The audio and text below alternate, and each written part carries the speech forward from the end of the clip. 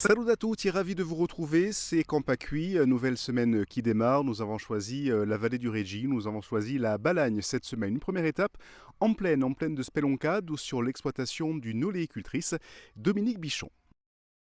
RCFM et Campacui. Alors, en ce qui concerne le monde agricole, j'ai fait quelques études au lycée et dans une école horticole quand j'étais sur Paris. Et après, il y a eu des petits mouvements de famille qui fait que j'avais un peu oublié le monde agricole.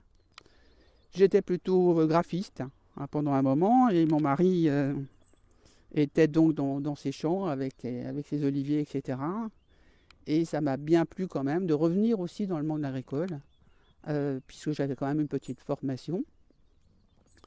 Et de ce fait, on s'est mis ensemble, on a replanté, on a remis des oliviers en route, en forme. Et voilà, le monde agricole est passé par là, quoi.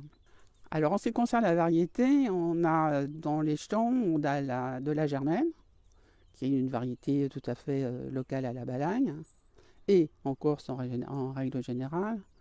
On a la picholine aussi, qui n'est plus du tout en AOC depuis quelque temps.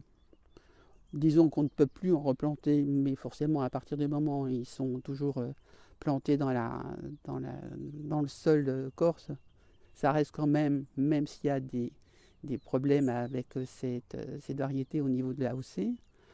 J'ai la Sabine aussi.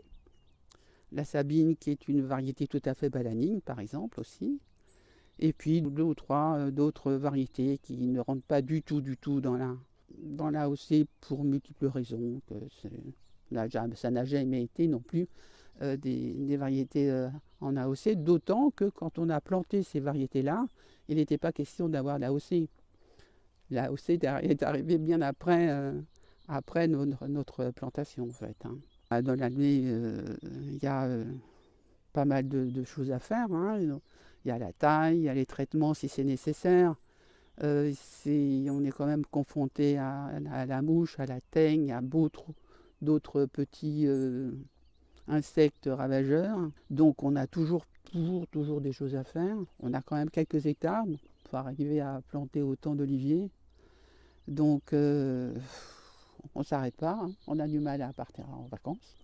La problématique, c'est le changement climatique. L'année dernière, je pense, à cause de la chaleur, on a eu, je crois, tous les oléiculteurs, des problèmes de récolte. Nous, là, cette année, on a eu vraiment beaucoup de pluie qui a fait que les olives sont grossies, se sont bien adaptées aussi à cette pluie. Sauf que quand il pleut, ça fait gonfler les olives en eau, mais peut-être pas forcément en huile, mais bon, on fait les choses en fonction aussi des climats et de ce qu'elle est capable de faire, quoi. Demain, direction le village d'Ouspunka, d'où nous allons parler de la confrérie du village, avec Jean-Dominique Paul et Julien Ambrosini, membres de cette confrérie. À demain donc pour notre deuxième étape des Campacui dans la vallée du Régis. RCFM et Campacui.